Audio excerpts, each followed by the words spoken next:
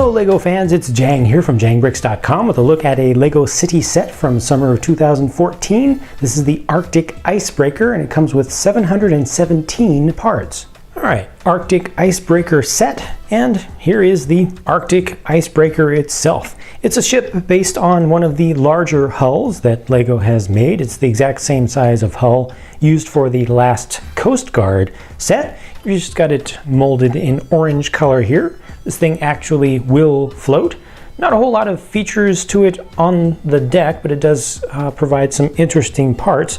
Most notably, these parts here on the sides are new for 2014. I believe you'll see that here and also in the cargo train set in blue in that case. It's going to be a very useful part in the future. This is your whole kind of command deck, and we will be looking at that on the inside. You've got a few little details up on top, including a little radar bar that can rotate around here. The easiest way to get into the top is just to swing all this open. And down inside there you'll find one single captain's chair. He has a couple of consoles to look at and a steering wheel. Closing that up, looking down on the forward deck, you actually have a windlass that you can actually work to wind up the anchor. You see it just lets that go. This will fall down to what would be the water level, and you can easily just wind that back. And behind here we have what looks to be an engine room. It's an odd place to have an engine so far up front, but it's just a little thing to add a little more detail and take up some interior space.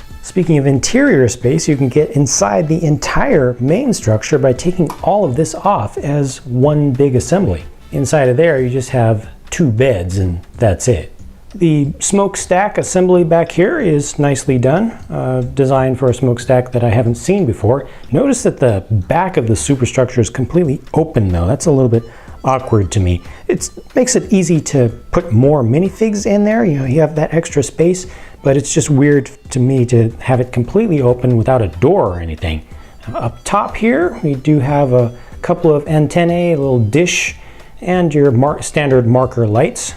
On either side, you've got ladders that can be dropped down because remember this thing is working in icy conditions, so frequently you will just stop and be able to drop a person down or load people up from the surface. On the intersection here, you've got a cargo deck and a helicopter landing pad. So the cargo deck can take these assemblies. You can hold on to some stuff. You can also pick up and place some of your ice chunks in there that you pick up from the surface. So just a couple different options there, and we'll look at those a little bit more closely. And then you've got also space to actually land your helicopter and get it on there and get it actually pretty secure so that's not going to fall off.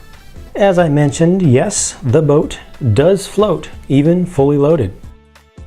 There's a quick look at the helicopter now just by itself.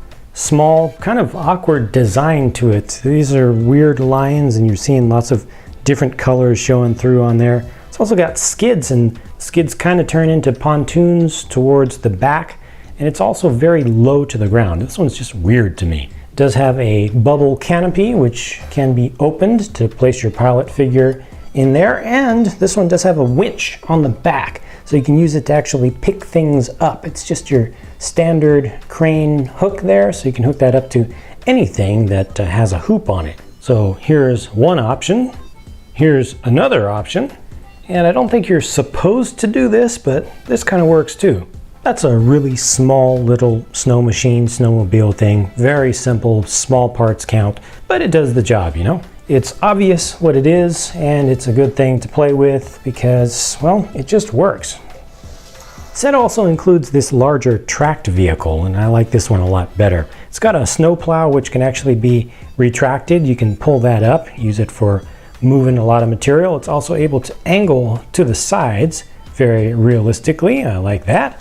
And on the back it's got a little tipper bed, so you can put stuff in there and dump it off. It also has a chain that you can optionally attach for picking things apart, opening things up and dragging things along. And there you can I just want to show you how the tipper bed is actually able to angle up like that to really dump stuff off.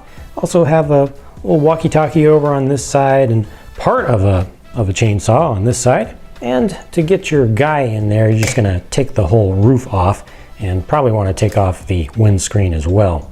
This is good for the type of mining and exploration that they're doing for picking up materials, because you can put one big block of ice with the minerals inside on the bed, and you can drag another one along behind you, so you can kind of do double duty with this thing.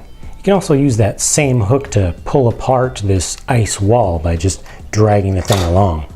Here's a better look at that ice wall, fully assembled. It's not too big, but it's nice to get something vertical, a little bit different from the norm, from the rest of the sets from this theme.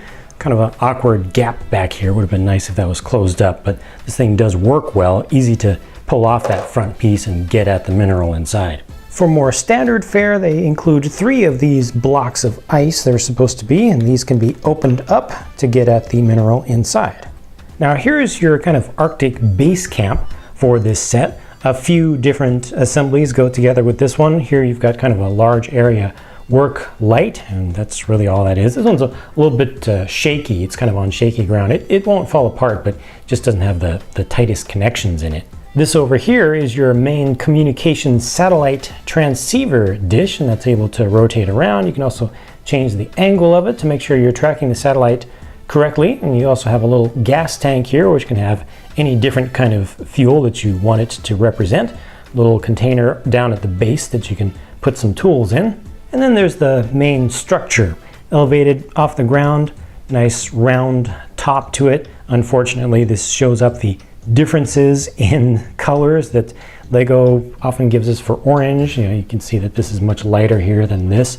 It's really a little bit unfortunate that they're not able to be a little more consistent than that. You expect better from Lego, I think.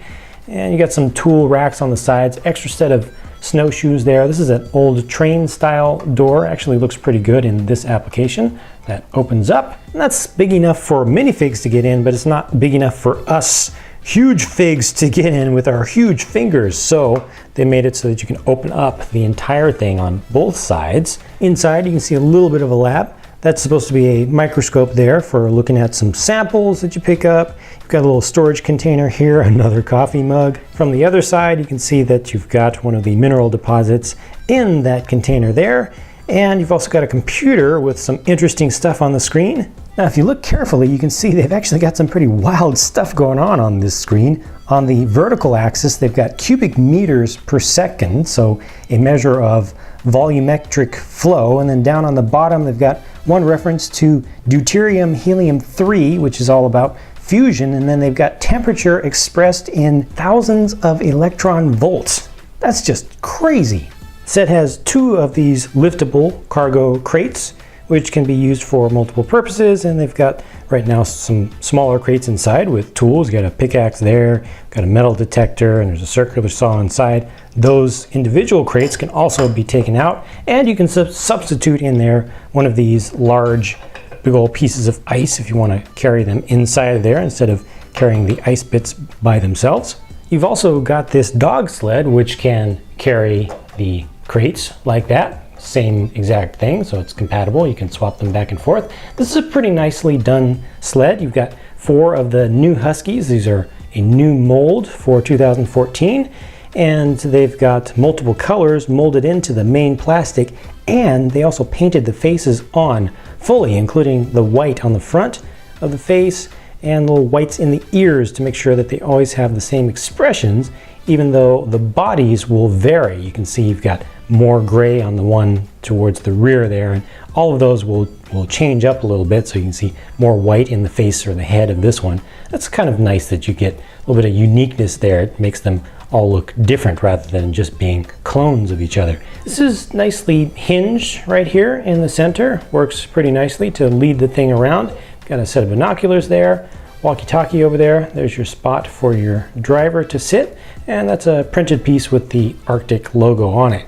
We also get one of the new polar bears with this set. It's the same mold as the brown bear we've gotten with recent city sets, just recolored and painted a little bit differently here. This one is articulated, and he doesn't have to be carrying the fish around, of course. You can pull that out, but you can move the head up and down. You can also make him stand up.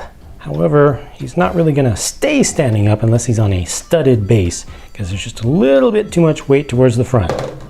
7 minifigs included with this set, so we'll look at them in 2 groups so you can see their accessories a little bit better. You can see just a DSLR, kind of still camera, a film camera supposedly on the next one over, somebody with nothing, and then somebody with an ice chainsaw. Notice 3 different torso prints here. This one is different, this one is different, these 2 here are the same. All 3 of these leg prints are the same, and this guy just has a dark blue set of legs. And turning those to the sides, you can start to see a little more of the shapes of those newer hoods if you haven't seen those before. Got the kind of comical old style tape printing on the side of the camera piece. And here's a look at all of these from behind. Now, none of these heads have secondary faces on them, but with the hoods removed, you can at least see the main faces better. And here are the other 3 minifigs. This one on the left is actually the captain of the icebreaker ship.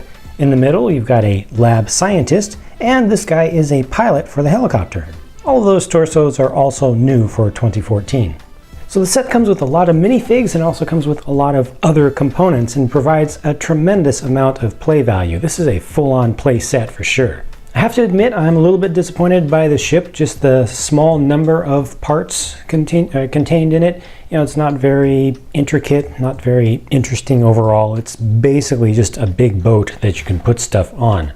I think if you're looking for a big boat set, the last Coast Guard set was a lot better, and there are some other options from the recent past that you can still pick up for decent prices. I feel like this set really shines for all of the little things included with it. None of them are really great on their own, but just the sheer number of them kind of makes up for it. To me, this is just more of a quantity over quality kind of set. So those are my thoughts about this one. I hope that you enjoyed this look at this set, and I hope that you will share your own thoughts about the set in a comment down below. Thank you very much for watching, and be sure to come back for more because more videos are on the way.